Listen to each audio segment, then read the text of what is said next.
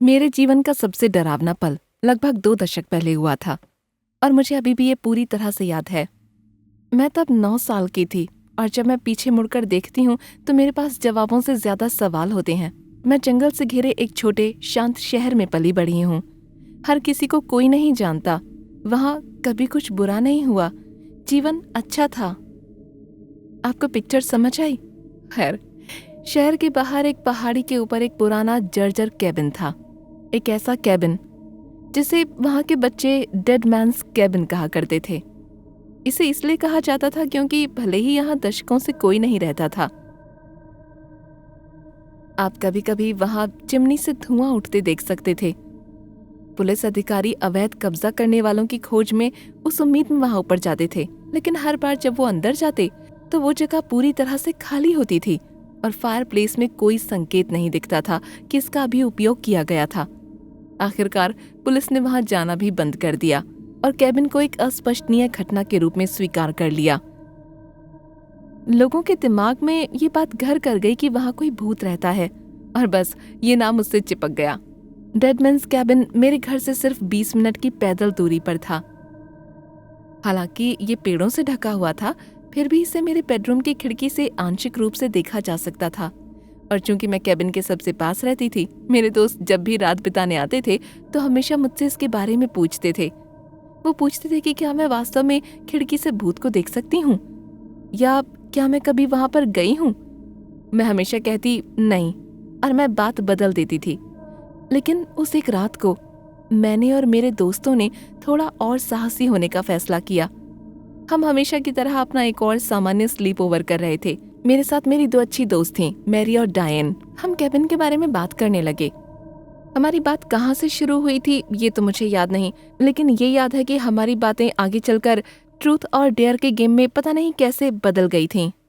डायन ने मुझे कैबिन के अंदर 5 मिनट बिताने की चुनौती दी थी, लेकिन मैंने बहादुर लेकिन मूर्ख बच्ची होने के कारण उसे स्वीकार कर लिया था। मैं बिल्कुल पागल थी, लेकिन सिर्फ इस शर्त पर कि मेरे दोस्त भी मेरे साथ चलेंगे। मैरी और डायन इससे स्पष्ट रूप से घबरा गए, लेकिन चूंकि वे डरी हुई बिल्लियों की तरह नहीं दिखना चाहती थीं, वो मेरे साथ जाने को तैयार हो गईं। हमारे जैसे कुबाऊ शहर में रहने का मतलब था कि हमें जहां भी हो सके रोमांच की तलाश करनी पड़ती थी, और एक भूतहा कैबिन से अच्छा क्या हो सकता था। हम उस तरह के बच्चे थे जो वो ही करते थे जैसा वो चाहते थे, फिर चाहे वो कितना भी खतरनाक क्यों ना हो।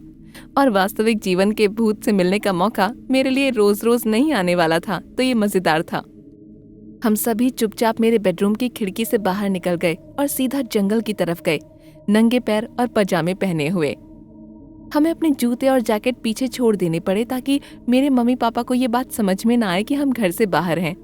अब ये बताने की जरूरत तो थी नहीं कि हम सभी हाइक के लिए बहुत कम कपड़े पहने हुए थे, लेकिन उस वक्त हमारे लिए मायने नहीं रखता था। मेरे मम्मी पापा द्वारा पकड़ा जाना और फिर संभवतः जिंदगी भर के लिए अपनी आजादी खो देना ठंड में बाहर रहने से ज्यादा बुरा था। और हम चल पड़े अपने आप को बहादुर साबित करने। हम बिल्कुल बेवकूफ थे, लेकिन हमें उस वक्त बहुत अच्छा लग रहा था। खैर, हम जितना हो सके उतना एक दूसरे के साथ चल रहे थे, उबड़ खाबड़ रास्तों को पार कर रहे थे, लटकती शाखाओं को पार कर रहे थे। लगातार झिंगुरों की आवाज आ रही थी, सूखी पत्तियां हमारे पैरों के नीचे शोर मचा रही थीं। रात के वक्त वो जंगल खतरनाक लग रहा था हमें।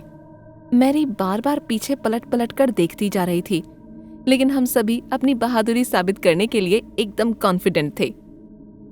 जब हम आखिरकार कैबिन में पहुंचे तो हम पोर्च पर चढ़ गए और खिड़कियों से झांकने की कोशिश की कि क्या कोई अंदर है या नहीं।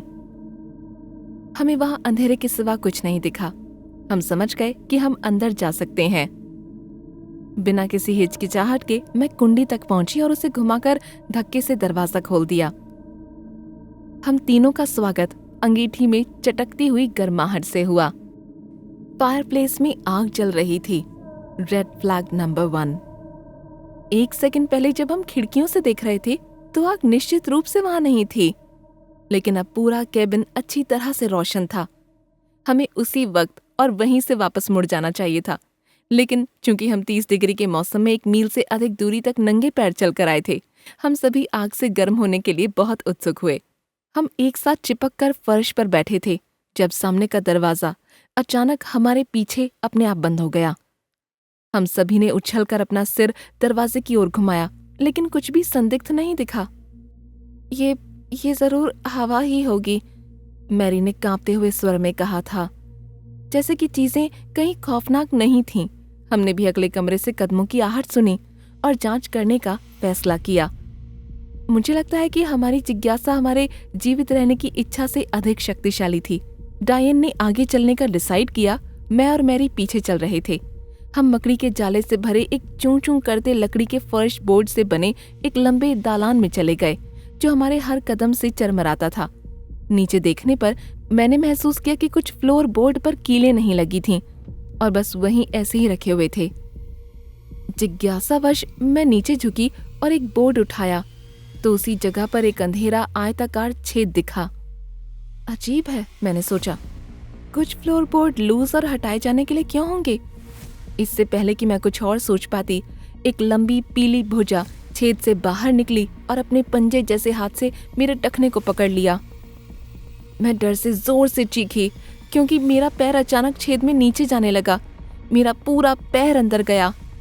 मेरे दोस्त तुरंत दौड़ आए और मुझे बाहर निकालने की कोशिश की, लेकिन जो कुछ भी मुझे नीचे खींच रहा था वो मुझे छोड़ने को तैयार नहीं था। मेरा खौफ तब और बढ़ गया जब मुझे लगा कि कई सारे दांत मेरे खुले पैर पर काटने लगे हैं, जैसे कि वो कोई मांस का टुकड़ा हो। अपने आप को छुड़ाने के संघर्ष में मैं तीव्र वेग से चीखती रही, चिल्लाती रही। दर्द की एक तेज लहर मेरे पैर में फैल गई और कई दांत मेरी जांघ में गड़ गए। मैं भी तब तक जोर से किक करती रही जब तक मुझे लगा कि मेरा पैर किसी जबड़े से जा टकराया। ये ट्रिक शायद काम कर गई, क्योंकि उस चीज ने मेरे टखने को छोड़ दिया और उसके बाद मैं अपना पैर वहां से बाहर निकाल पाई। मेरे पैर में दांतों के निशान भरे हुए थे, लेकिन मेरे इधर उधर झटकने की वजह से वो दांत स्किन को नहीं चीर पाए थे। हम तीनों जल्दी से वहां से खड़े हो गए, लेकिन दरवाजे से बाहर भागने की बजाय हमने अपनी जिज्ञासा से छेद के अंदर झांक कर देखा। हमारी आंखें धीरे धीरे अंधेरे से तालमेल बिठाने लगीं और हम डर के मारे वहीं जम गए जब हमने कई पीले चेहरों को अपनी ओर ताकते देखा। वो लोग थे, फर्श बोर्ड के नीचे रहने वाले लोग। हमने उनमें पुरुष, महिलाओं, यहाँ तक कि कुछ बच्चों को भी देखा। वे सभी पीले और दुबले पतले थे। उनकी आंखें लाल थीं और मुंह सड़े हुए, पीले दांतों से भरे हुए।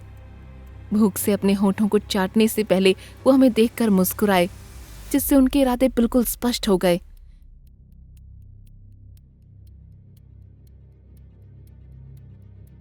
हम सभी सामने के दरवाजे की तरफ भागे। वो सारे हाथ हमारी तरफ बढ़ रहे थे। शुक्र है कि सामने का दरवाजा बंद नहीं था, इसलिए उसे खोलने के बाद हम सरपट वहां से बाहर निकले। जंगल से भागते हुए हमने पीछे पलटकर भी नहीं देखा कि कहीं हमारा पीछा तो नहीं हो रहा है। सौभाग्य से हमें अपने घर वापस आने में देर नहीं लगी और बेडरूम की खिड़की अभी भी खुली हुई थी। हम सब एक के बाद एक ऊपर चढ़ते गए और मैंने जल्दी से अपनी खिड़की बंद कर ली और ताला लगा दिया। मैं वाकई आपको नहीं बता सकती कि हम कैसे उस जगह से जिंदा निकलने में कामयाब रहे और उन चीजों ने हम पर हमला किया था, पर क्यों किया था?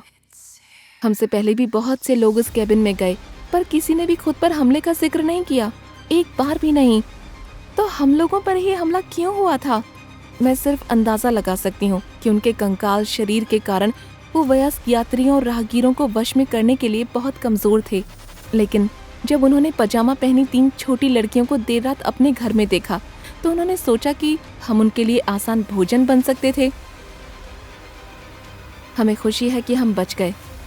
हमने उस रात की बात अपने पेरेंट्स को नहीं बताई, क्योंकि हम किसी मुसीबत में नहीं पड़ना चाहते थे। फिर 1 साल बाद मैं वहां से चली गई। मैं नहीं जानती कि उसके बाद उस कैबिन का क्या हुआ, उन नरभक्षियों का क्या हुआ जो वहां थे। लेकिन मैं इतनी उम्मीद करती हूँ कि जो हमारे साथ हुआ वो किसी और के साथ ना हुआ हो।